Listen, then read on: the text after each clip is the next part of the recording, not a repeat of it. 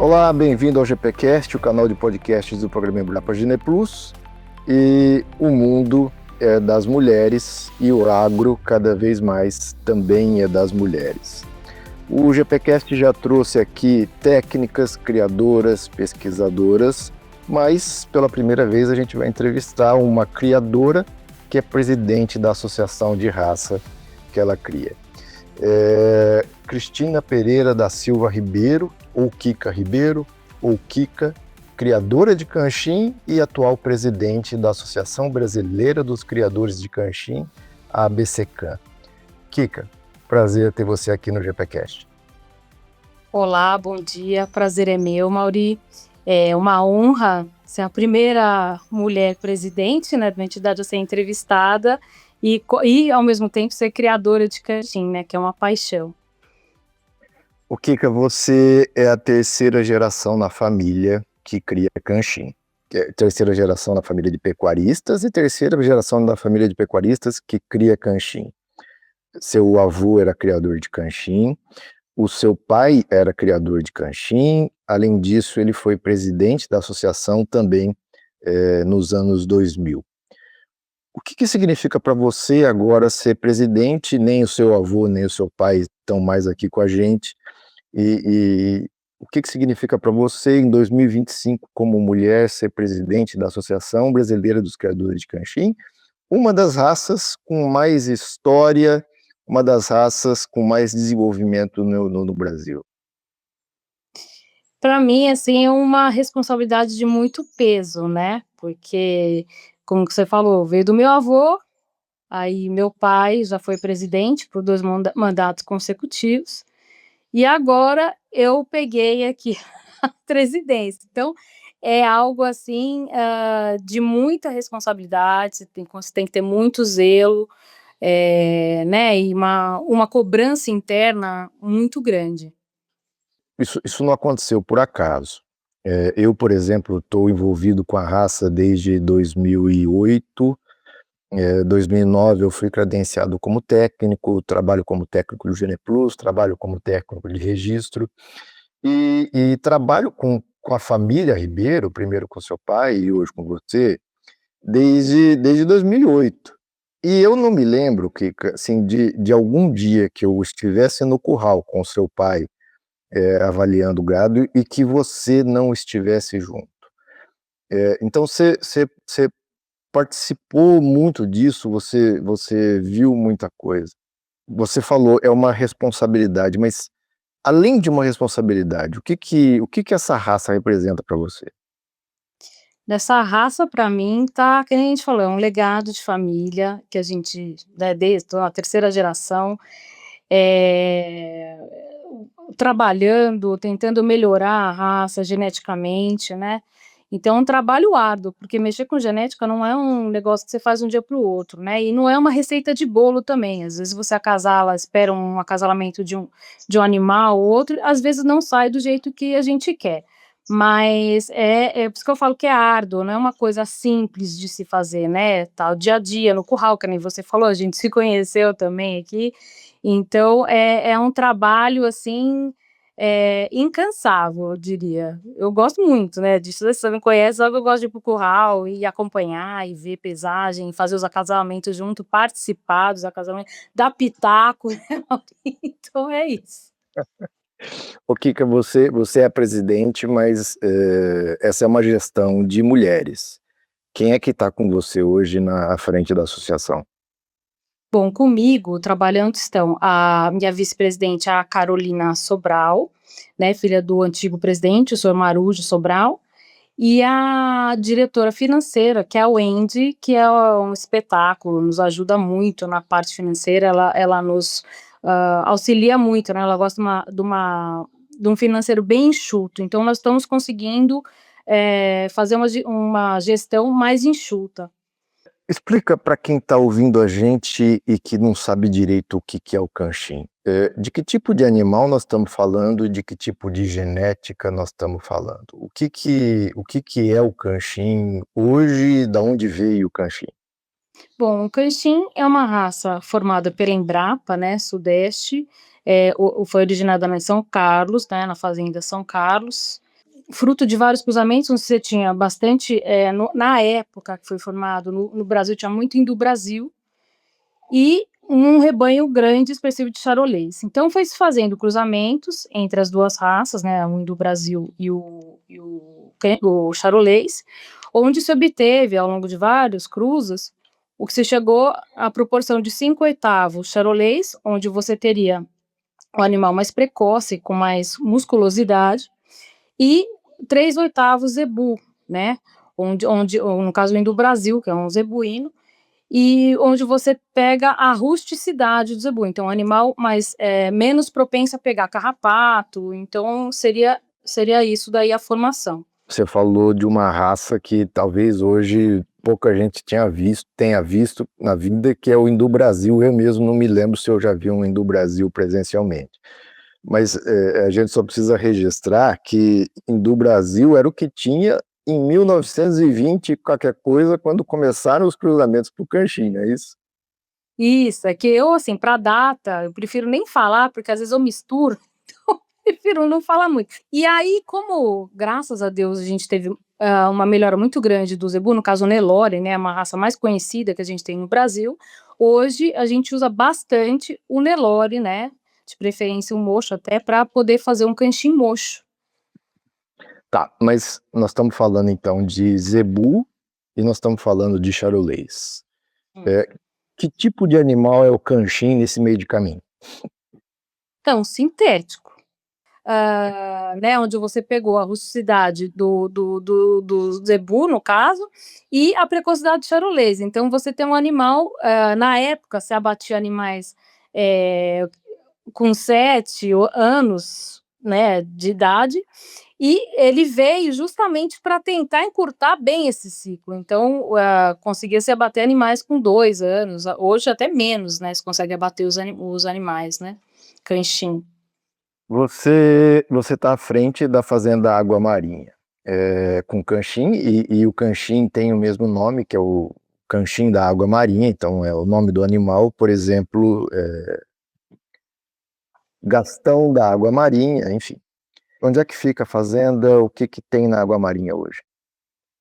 Bom, a fazenda fica em Água Santa Bárbara, tá, no final da Castelo Branco, no estado de São Paulo. Bom, na fazenda eu tenho criatório de canchim, gado de corte, né, onde eu faço bastante cruzamento com canchim e outras raças, por exemplo, normando fazendo fazendo um tricross com Angus, né, aí fio um canchim com outro ou Angus ou com normando, ou até mesmo ir para a produção do canchim, usando o charolês, né. Hoje nós estamos usando mais o americano, né, o charolês americano. E na época que foi formado o canchim, então esqueci de comentar, o que se tinha de charolês era a base francesa, não se usava o charolês americano. Então eu tenho um pequeno rebanho de charolês aqui, né, e tenho o cavalo com a de milha, né, para poder mexer com o gado, que eu acho fantástico com a de milha. Entre cavalo, charolês e Canchim, qual que é a paixão maior? Eu acho que é o canchim, né, que é a paixão maior é o canchim, né, porque se bem que, assim, são raças que estão interligadas, é difícil falar um é melhor, outro graças a Deus eu tenho fiz muitos amigos no charolês, tenho até hoje, né, graças ao meu pai, mantive as amizades, então é difícil falar canchim ou charolês, eu gosto das 2 raças, mas o canchim, como eu tenho a família, tenho uma história com a minha família, seria em primeiro lugar. Deixando de lado um pouco a questão de ser presidente da raça, você faz cruzamento com Canchim, você faz cruzamento com Angus, você faz cruzamento com Normando, você falou, e eu me lembro disso.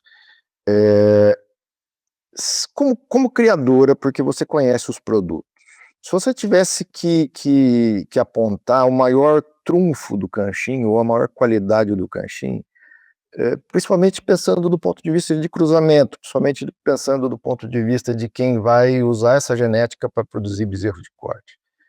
Qual seria essa maior qualidade do Canchim, se a gente pode dizer assim? É um animal que é adaptável a qualquer clima, né? No Brasil nós temos vários climas, né? Frio, calor, então de leste a oeste, norte a sul, nós temos todos esses climas. Então, é um animal que, por ter essa mistura, esse choque, né, das duas raças, né? Zebu e charolês, você consegue alcançar todas as áreas. Hoje, se eu tivesse que indicar, por exemplo, nós vendemos touros, os produtos F1 Canchim seria uma excelente base para se ter um produto de qualidade no tricross.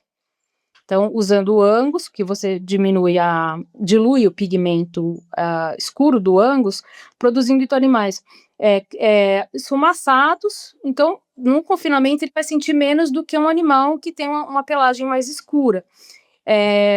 Vai sentir menos, não vai ter carrapato. Berne também ele vai ser menos suscetível a carrapato e a berne. E então eu acho que é um produto fantástico as F1 Canchim, né? E, inclusive quem usa até o Angus, quem faz o cruzamento de F1 Angus, pode também colocar o Canchim puro em cima dessas F1 Angus, onde também você vai ter a pigmentação mais diluída e o animal vai ser menos suscetível também a carrapato e a berne. E você otimiza, né, o que você poderia estar tendo no produto. Pode abater as matrizes depois, né, que depois da primeira cria, que vai fazer bastante dinheiro no bolso. Um ganho de peso violento. Você mencionou já algumas vezes a questão da mistura ou da composição genética do charolês, genética do zebu, mas a gente sabe que não é só isso. Por quê? Porque o Canchim é uma das raças mais bem trabalhadas tecnicamente no país. O trabalho de seleção e melhoramento genético feito no Canchim não deixa nada a dever para nenhuma outra raça, pelo contrário, ele está entre as mais bem trabalhadas no país. Então, tem muito tempo de seleção e melhoramento genético.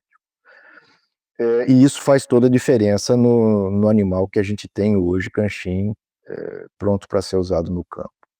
Tem toda a parte de peso, tem toda a parte de desempenho, mas tem outras características na raça que também são avaliadas e nunca foram deixadas de lado pensando na funcionalidade. E na adaptação desse animal.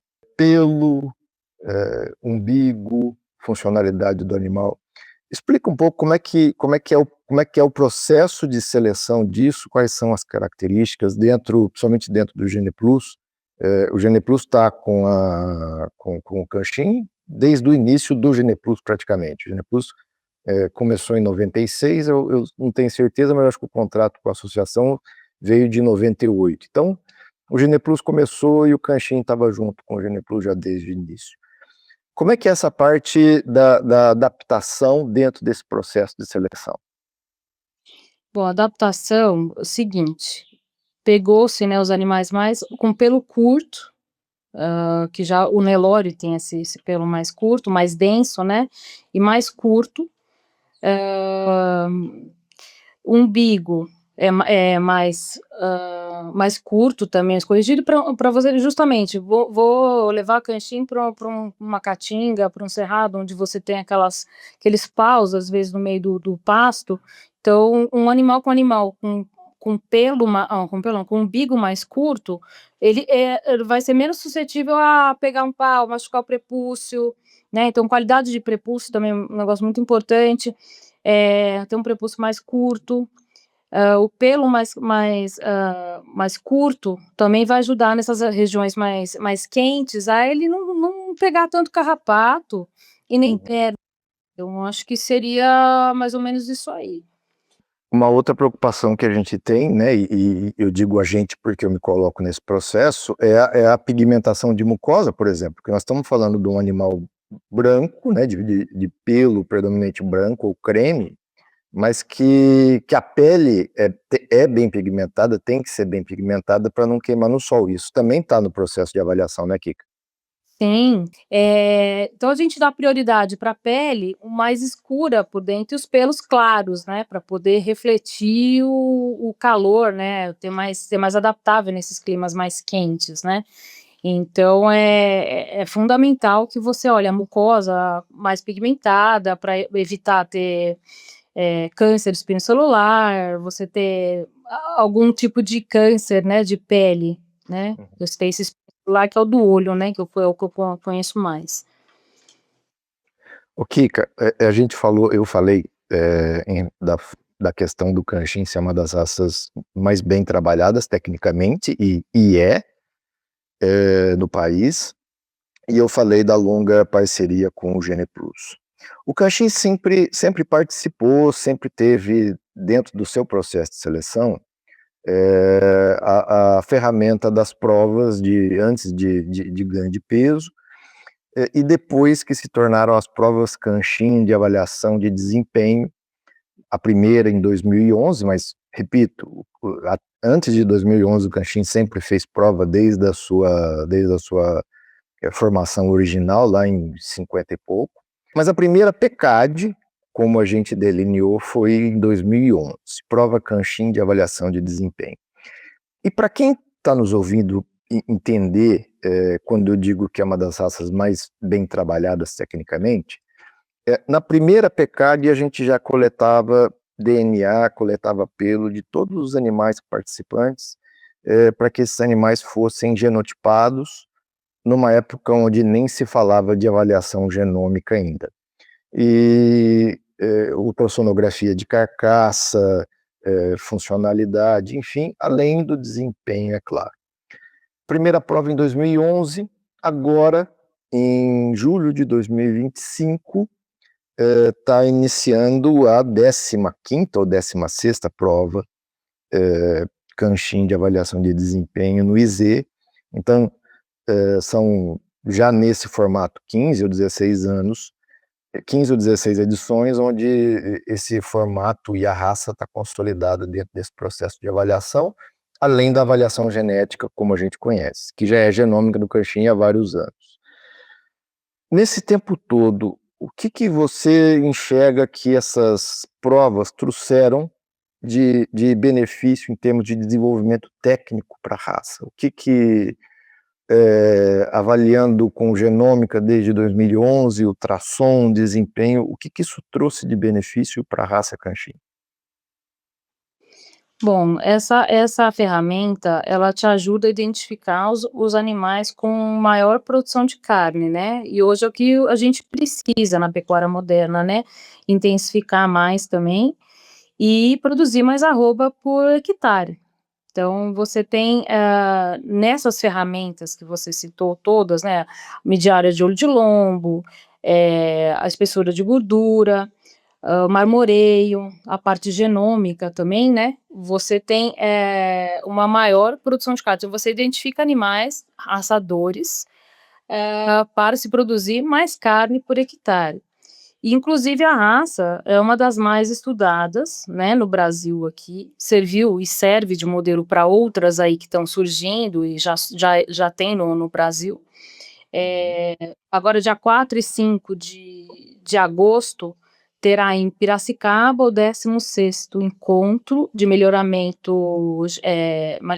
animal, né, onde vai ser trabalhado 9 trabalhos com o Canshin. Depois do Nelore, eu não tenho dúvida que o Canshin é a raça mais estudada no Brasil, e isso, claro, se deve ao fato dela ter nascido dentro da Embrapa, até mesmo antes de ser Embrapa, porque era um instituto de pesquisa do estado de São Paulo, e depois é que veio se tornar a Embrapa, mas a Embrapa encampou esse projeto e deu continuidade no desenvolvimento da raça. Então, sem dúvida nenhuma, o Canshin contribuiu para a formação, primeiro, de uma quantidade enorme de técnicos nesse país, e de informação para o criador, para o produtor rural, conseguir produzir melhor. Agora, além do Congresso de Melhoramento Animal, está iniciando a prova Canshin de avaliação de desempenho em 2005. Onde é que essa prova vai acontecer, Kika? Bom, essa prova está acontecendo em Sertãozinho, né, eu tive lá semana passada, ver os animais estão muito bonitos, muito parelhos, difícil de você escolher um animal que esse vai ganhar, que tá mais, assim, disparado, tá difícil. Eu olhei as fêmeas, olhei os machos, nós estamos avaliando as fêmeas também. Então, é uma prova, eu acho fantástica. Você ajudou a conduzir no passado, né? Hoje a gente está lá no IZ também, conduzindo com a doutora Roberta, a doutora Sara, a Cíntia da Embrapa, a doutora Cíntia também. Então, eu tô bem curiosa para ver, assim, ansiosa, né, para a prova terminar, o que é que vai dar dos animais, né? Você falou em Sertãozinho, no IZ. O IZ é o Instituto de Zootecnia, instituição de pesquisa do estado de São Paulo. Mas você falou duas coisas interessantes. Mas a primeira, o que é avaliado nessa prova, Kika? O que o canchinho, o que a raça avalia nos animais que vão para a PECAD? Hoje ela está acontecendo, e já há alguns anos, eu não sei se 4 ou 5 anos seguidos, no Instituto de Zootecnia. O que esses animais são avaliados para quais características? Marmoreio, área de olho de lombo, espessura de gordura subcutânea, aprumos também, né, porque às vezes o animal vai bem, mas às vezes não tem aprumo, então você tem que pensar que o animal vai cobrir a campo, então isso também é avaliado. A qualidade de pelo, nós avaliamos, né, nos animais, a mucosa também. Fazemos teste de deficiência alimentar, que é o TEA. Fazemos também a avaliação do CAR, né, que é o coeficiente alimentar residual, para também identificar os animais que comem menos e produzem mais. Então, tem bastante ferramenta, bastante, como que eu vou dizer, bastante característica para você avaliar um animal, né? Não é fácil você fazer uma coisa ou outra, então tem muita coisa. Então, às vezes o animal é muito bom no CAR, mas aí chega, às vezes, no fenotipo não agrada. Ou às vezes o animal é muito bom no teste de eficiência alimentar e de repente é bom no CAR, mas aí tem um fenotipo melhor. Então é difícil. A gente tem pontuações, né? Que você dá nas características para poder identificar e chegar ao animal melhor, né? Que agrade nessas todas as características. É difícil, não é fácil, não. É estatística, né? Pura estatística. A outra coisa interessante que você falou é que tem machos, mas também tem fêmeas. Como é que é essa história de começar a avaliar fêmea na prova? Isso já tem quantos anos? Como é que tá isso? Ó, a prova de fêmea está engatinhando, né? Começamos o ano passado a fazer uma prova. Esse ano estamos no segundo ano, então nós avaliamos também o peso, né, o ganho de peso, a, a área de olho de lombo, espessura de gordura, marmoreio, e identificamos a fertilidade dessas fêmeas, né, que eu acho que é fundamental para uma fêmea, né, ser fértil. Então, você tem dois caminhos para você identificar. Então, você pode identificar as fêmeas que são possíveis doadoras, e as fêmeas mais precoces, que emprenharem, porque elas vão ser submetidas à inseminação artificial, né. Então, seriam essas características das fêmeas. Além do pelo também, como eu citei, o umbigo também, eu não falei ali, mas já tinha falado anteriormente, a mucosa, e aí vai, né. Aprumo também, que é muito importante. É bacana, Kika, porque, claro, o desempenho é importante, mas você falou de um ponto que é fundamental na fêmea, que é o primeiro ponto fundamental na fêmea, que é ela emprenhar, né? E isso não podia estar de fora de uma prova para a raça Canchin, que, como a gente já disse, a gente tem que sustentar isso agora, é uma das mais bem trabalhadas no país, né? Um animal, um bovino, seja qualquer tem que ser funcional. Então, qual que é a função? Do reprodutor é produzir sêmen. Não adianta eu ter um animal que não deu sêmen, né? Às vezes pode ser o melhor animal que eu tenho, mas não deu sêmen, o que eu vou fazer? Vai para o gancho. Não tem que ficar na fazenda. A fêmea, emprenhar, também tem a obrigação dela. Então, também não adianta ficar com um animal que não emprenhou na fazenda. Também vai para o gancho, né? Então, pode ter ser mais bonito que não tem funcionalidade, né, e no caso do canchê tem que ser funcional, e eu acredito que em outras raças também tem que ser funcional, né, não adianta eu ter um animal bonito e não produzir sêmen, né, vou deixá-lo no jardim? Quando é que termina essa prova? O final é aberto ao público? Quem quiser ir lá ver o resultado consegue ver? Como é que é isso? Bom, o final da prova será, acho que é 28 de novembro, se não me falha a memória, que eu também preciso dar uma olhada direito, porque eu, como eu falei, às vezes eu erro na data, então não vou falar a data, mas para mim é final de novembro, mas provavelmente 28 de novembro. É aberta ao público, todos estão convidados, inclusive presidente de outras associações, a ver a nossa prova, como que é, né? Então muito convidados, serão muito bem-vindos, muito bem recebidos e acolhidos pelo IZEI, né, Instituto Zootecnia de Sertãozinho. A turma do IZ é fantástica e as provas lá são muito bem conduzidas. O Kanchen está, de fato, num lugar que dispensa qualquer tipo de comentário. A turma do IZ é muito competente. São fantásticas mesmo, meninas, são muito fantásticas, você chega lá, a Roberta faz festa, são todas queridas, assim, gosto muito. Aliás, voltamos ao tema original do GPcast, onde eu comecei dizendo que o mundo é das mulheres, o IZ é das mulheres, porque tem a Roberta, a Joslaine, a Maria Eugênia. O IZ hoje é conduzido pela mulherada lá e elas estão arrebentando. Sim, sim, então mesmo. Viu, Mauri, e outra coisa que eu até ia falar, eu esqueci, quando você falou de avaliação de carcaça, né, no caso área de olho de lombo, marmoreio, quando meu pai era presidente, ele colocou isso quando a ferramenta que nós tínhamos era exposição, né? Então íamos em várias exposições no mundo inteiro, olha, no Brasil inteiro. Então ele inovou, pediu para fazer a avaliação de área de olho de lombo, e espessura de gordura. E até foi uma surpresa para ele que um dos medidores, que eu não me recordo na época, não lembro se era a doutora Liliane, descobriu uma fêmea que era de propriedade nossa, que tinha marmoreio. E isso foi uma super surpresa na época. Deu porque não era uma característica, era obrigado a medir no passado, sabe? Claro, só não se sabia porque não era medido, mas Não. voltando a falar da questão técnica, e você mencionou a questão de exposição, sim, a exposição era a principal ferramenta, não só para o Kanchen, mas para praticamente todas as raças do país. E falando tecnicamente, por exemplo, o Kanchen foi a primeira raça a instituir no regulamento de exposições que os machos deveriam ter andrológico positivo.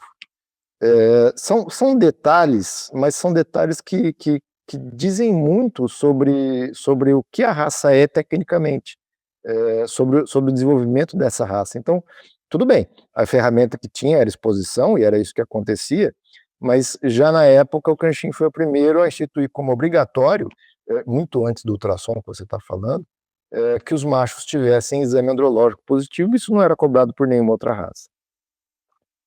E também, se não me falha a memória, acho que foi instituído na época que meu pai era presidente também.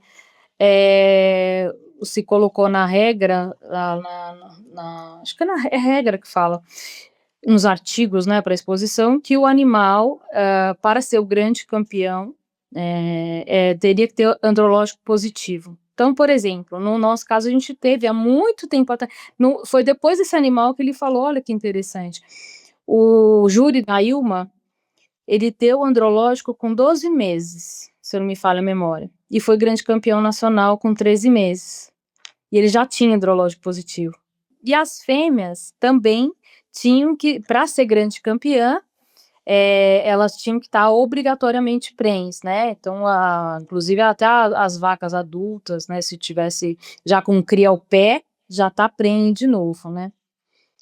Eu não sei se você chegou a ver, o Sr. Emílio teve uma fêmea dele que ele emprenhou acidentalmente, não ele emprenhou, né? Foi prenha com 7 meses de idade. E eu tive a oportunidade de ver a fêmea agora na Feicorte. Ela já tá com o bezerro ao pé, o bezerro muito bonito, por sinal, e tá prenhe novamente. Quando a gente olha o sumário da raça hoje, na segunda, na sétima e na oitava posições, para a gente ficar no top 10, estão animais da água marinha, estão animais de criação da família Ribeiro. Isso para situar quem está nos ouvindo, que quando se falando de melhoramento com você, nós não estamos falando de algo da boca para fora. Então isso realmente foi aplicado e é aplicado dentro do seu rebanho até hoje. Qual que é a principal marca, marca no sentido de característica da genética aguamarinha dentro da raça Canshin? O que você consegue destacar de diferente? O que foi alvo de seleção do seu pai e seu junto nas últimas décadas que esse gado traz hoje? Bom, eu diria que seria a habilidade materna. As fêmeas da gente, elas são animais medianos, né, tanto macho quanto fêmea são medianos, as fêmeas com boa habilidade materna e os machos também, medianos, férteis, né, também vêm novos, e com capacidade de cobrir também qualquer local, acho que não tem problema com isso. E outra coisa também que a gente tenta, trabalhar bastante aqui é o carrapato. Então, por exemplo, animais que a gente brinca que tem sangue doce, né, no caso, ou são mais suscetíveis a carrapato, para falar mais tecnicamente bonito, né, a gente descarta. Não fica no rebanho, que acho que a ferramenta que se tem mais eficaz é você identificar um animal que já tem um pouco mais de sangue doce aí, mais suscetível a carrapato e já descartar. Você esteve junto com seu pai o tempo todo, você acompanhou seu pai 99,9% das exposições, dos eventos, das idas à fazenda, porque não estamos falando só de festa, nós estamos falando de idas à fazenda e você estava lá, numa época onde não existia nem controle em computador, você carregava lá sua caixa de fichas das matrizes, onde tudo era anotado e você cuidava disso. Você viu o seu pai nesse processo como pecuarista, como selecionador, e seu pai tinha as dificuldades dele. Você tem as suas hoje. Qual seria ou quais seriam as suas maiores dificuldades hoje como pecuarista e como selecionadora? Bom, como pecuarista, eu acho que tá todo mundo, se não passou, vai passar, é esse apagão de mão de obra, né. Tá difícil, infelizmente, você ter pessoas comprometidas com o trabalho, quer ir pra fazenda, quer morar na fazenda, quer salário, mas aí chega na hora do vamos ver, que é uma rocha total na fazenda, não é uma coisa simples. Eu brinco, né, às vezes dá um incêndio, você tem que se virar, tem que ir lá apagar, não tem o que você fazer, né. Tem que apagar, não tem de onde correr. Estourou um cano, você tem que arrumar, estourou uma cerca, você tem que reformar. Então, assim, a mão de obra hoje está muito difícil de você conseguir, então eu acho que esse daí seria um fator bem característico. Em relação ao meu pai, eu sempre fui carrapato dele, né, então coitado, não aguentava. Então eu ajudava ele, então a dirigir para ele, ia para lá. Você tocou no assunto das fichas ou técnicas, eu tenho elas até hoje, você ter ideia, que era um controle super bom de você levar no curral, né, então só que você tem que ter anotação, tudo. Eu tive que abrir mão, além do computador, lógico, né, que hoje é uma ferramenta que ninguém vive sem, mas era muito eficaz, né, você pegar, ir lá, anotar e pega peso de desmama, peso de nascimento, o pai que era, né, a cobertura da vaca, era bem legal, assim, das fichas, eu gostava. Eu tenho saudade daquelas fichas, você tem ideia? Eu tô só um dinossauro falando, sinto falta dela. Você falou da sua maior dificuldade como pecuarista e a sua maior dificuldade como selecionadora. Em 2025, onde a gente tem um mercado ainda muito complicado no país, enfim. O animal perfeito, você vai tentar chegar próximo da perfeição. Perfeito jamais, mas a gente não consegue. Eu não sei te dizer, assim, uma característica muito forte, talvez, assim, de seleção. Porque a habilidade materna a gente tem, que eu acho que é fundamental, né, que eu sempre falo quando alguém pergunta, porque no passado se dizia que um boi de corte não podia ser bom de leite. Tinha até um pouco tempo atrás, não é, olhando historicamente falando, até vamos por aí uns 20 anos atrás, as pessoas preconizavam isso, né. E não, isso não é verdade, porque eu sou formada em biologia, como você bem sabe, e a gente não pode esquecer, tanto nós seres humanos quanto os bovinos somos mamíferos. E uma das características de um mamífero, além de pelo e ser placentário, é produzir leite, justamente para você ter condição de criar a sua cria, né, sustentar a sua prole, né. Então, é uma característica que você não pode deixar de lado, você sempre tem que estar atento a essa parte do leite, das suas matrizes, né, independentemente de raça. Ok, que você falando agora me ocorreu o seguinte, e eu concordo com você em relação à questão da dificuldade de mão de obra, porque isso é algo que eu ando muito e ando muitas fazendas, e isso é uma dificuldade geral, cada dia que passa mais complicado. Então, só pegando o seu gancho aí, eu acho que qualquer desafio de seleção é irrisório perto do desafio de você conseguir ter uma boa equipe formada dentro da fazenda hoje, né? É super difícil, porque às vezes você tem pessoas boas, aí depois vem um, passa, estraga o outro que já tinha. Ai, vira um rolo, é um rolão, falar bem da verdade. Lidar com pessoas, eu prefiro pegar um gado bravo, um cavalo bravo, do que mexer com gente. É difícil demais, juro pra você. É uma evolução espiritual que eu não sei se eu vou ter, não. É difícil. Indo então para a pergunta final.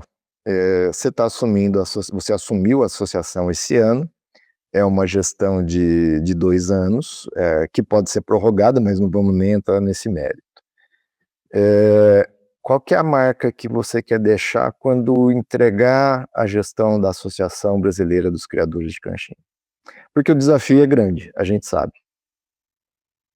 Nossa, o desafio, acho que para qualquer pessoa de qualquer associação, não para minha em específico, né, aquele negócio, o mundo não gira em torno do meu umbigo, né, a gente tem que olhar sempre para frente, para os lados, né, para trás, né, para olhar para o passado, inclusive para não cometer erros. Mas assim, eu pretendo deixar a associação mais enxuta, com mais criadores, né, eu tô encalço de pessoas que criam caixinha, a gente sabe que tem os rebanhos ocultos por aí, né, então que a pessoa agregue valor no tendo um animal canchinha, às vezes, não é registrado, tem como regularizar sim a sua situação, tá na ANC, né, primeiramente, e posteriormente se associando à promocional, que no caso é a associação, né, a ABCCAN, que é a que eu hoje estou na frente. Então eu acho que seria esses pontos e a minha aproximação com o charolês, que é a raça mãe, né, com o zebu também, né, com o Nelore. Então seriam essas coisas. E do charolês, a gente está conseguindo, graças a Deus, aproximar, porque tinha uma rusga também entre um achar que é uma coisa, outro achar que é outra, e a gente nada mais é que um produto charolês, como um produto zebu também, né, então e muito bem, eh, com bastante sucesso, não é um produto qualquer, né, tem o seu mérito, então, que as pessoas olhem com outros olhos, né, as raças sintéticas, seja uma Canshin, seja um Santa Gertrudes ou alguma outra raça. Para ver se eu entendi, você quer entregar a associação maior em número de criadores e mais próxima das outras raças, especialmente o charolês, é isso? Perfeito, exatamente isso. Seria isso daí o recado que eu gostaria de dar. Quem quiser conhecer, quem quiser falar com a Cristina Ribeiro, quem quiser te achar nas redes sociais, quais são as redes sociais da fazenda ou sua que você pode deixar pra gente? Bom, aí eu tenho a minha da fazenda, que é @água marinha fazenda, Uhum. o meu pessoal, @KiscaSP, e também através do site da associação, que a Tatiana, que é a nossa assessora, ela também me passa os recados e eu faço questão de entrar em contato pessoalmente. Até fazer um parênteses aqui, ó, da associação é @canchinhaoficial. Uns 15 dias atrás, mais ou menos, teve uma moça que apresentou na faculdade, fez um seminário sobre canchim. Eu fiz questão de falar com ela, vou mandar revista da Canchim para ela, pelo fato dela ter feito o seminário em forma de agradecimento, e é outra forma também da gente divulgar o Canchim nas universidades, que eu acho que não é tão falado, é uma raça não falada, deveria ser uma obrigação, né, pra gente que é brasileiro, ser falado isso nas faculdades, né, que é uma raça que nós brasileiros desenvolvemos, né, eu tô falando da Embrapa em desenvolveu, mas a Embrapa é um órgão desenvolvido aqui no Brasil e respeitado mundialmente, né, então acho que tem um respaldo bem grande aí, ninguém tá brincando, ninguém tá mexendo ontem, anteontem de fazer canchim ou fazer cruzamento, né. Kika, muito obrigado mais uma vez. Só reforçando, o site da Canchim é canchim.com.br, o Instagram da associação é @canchimoficial, @Água Marinha Fazenda, é o Instagram da Fazenda Água Marinha, e @KiscaSP, é isso? Quisca SP, foi um apelido na escola, era Quisca, de Kika, colocaram S, Quisca. Aí eu pus SP, o pessoal das antigas achar mais fácil. E foi isso. Foi coisa de maluco mesmo. Kisca SP, segue lá, segue também o @Programa Embrapa Gineplus no Instagram. Kika, mais uma vez, muito obrigado, um prazer falar com você. Igualmente, Mauri, a toda a equipe do Genipus, também agradeço muito aí a oportunidade de falar um pouquinho da minha história, falar sobre a raça Canchim, que é uma paixão que a gente tem, e tá aí, né, tentando levantar nossa bandeira do Brasil aí. Obrigado a você mais uma vez. Lembrando que esse episódio tem um oferecimento da Estância Bahia Leilões e da Neogen do Brasil. Obrigado a você que nos acompanhou até aqui. Siga o @Programa Embrapa Gineplus nas redes sociais, Spotify, YouTube, Instagram e Facebook. Um forte abraço a todos, fiquem com Deus e até a próxima.